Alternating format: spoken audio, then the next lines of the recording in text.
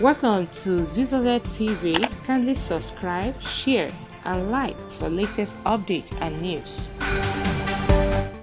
Subscribe to this channel.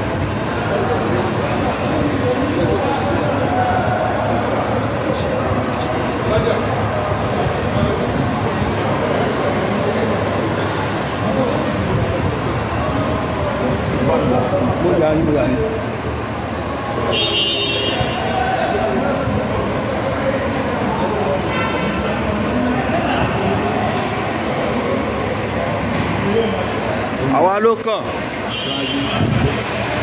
Àwa ló kàn.